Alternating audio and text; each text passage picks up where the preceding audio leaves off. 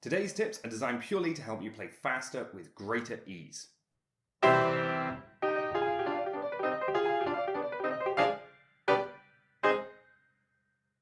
Pianists often get stuck trying to play every note or just tense up when they're trying to play notes in a fast passage. Today's tips are ones that have helped me personally and my students to be more relaxed when playing fast.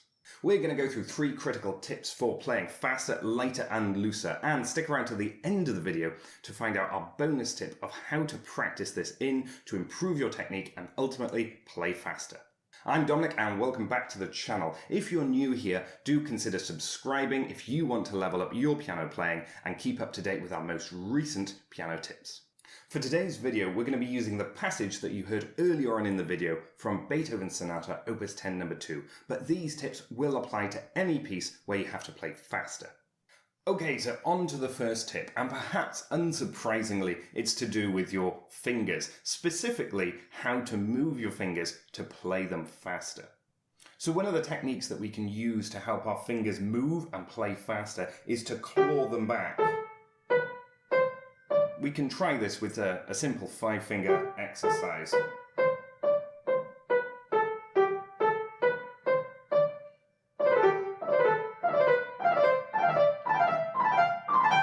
Once you're familiar with this technique, you can then apply it to your piece. And what I suggest you do is go through each note slowly, making sure that your fingers are moving exactly the way that you want them to.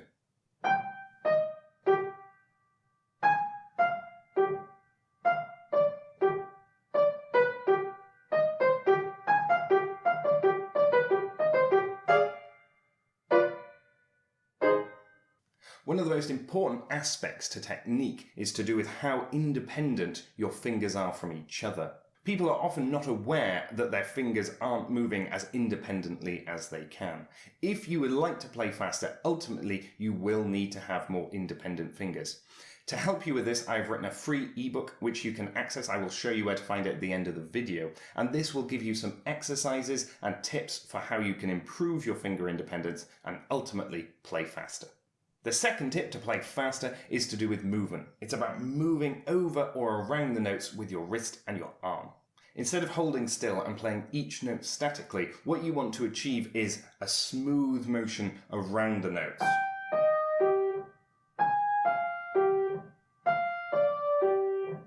Once you've tried an exaggerated movement around the notes,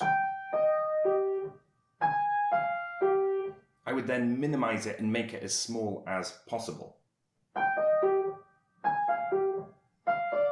We'll return to our movements in our third tip, which is grouping.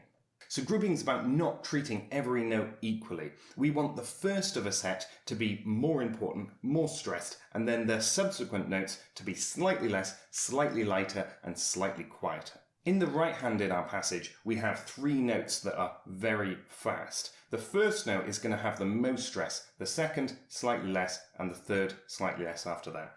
Let's have a look.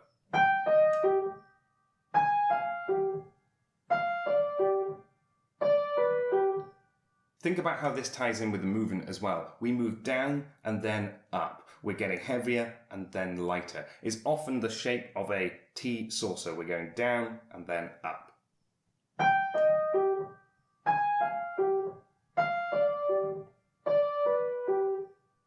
Then when the grouping comes in really is when we play each 4 separately. We're just going to take 4 notes and we're going to practice them quickly.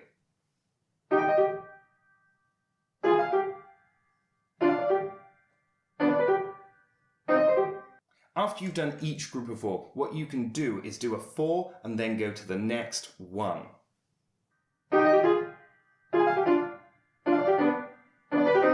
When you're doing this sort of practice, just make sure that you're keeping your fingers the same all of the time. Once you've done a group of 4, then you can do a group of 8.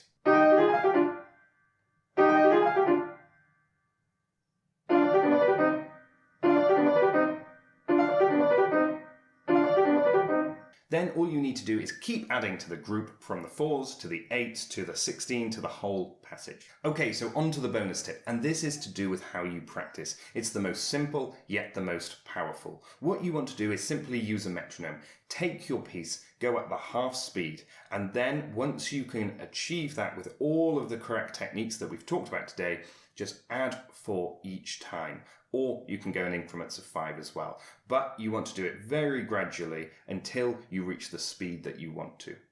To play faster, don't forget the importance of independent fingers. You can download our free ebook which has some exercises and tips to help you to develop more independent fingers, and you can find this at pianomentoring.com/ebook. If you haven't already, please don't forget to subscribe to the channel, and I'll see you in the next video.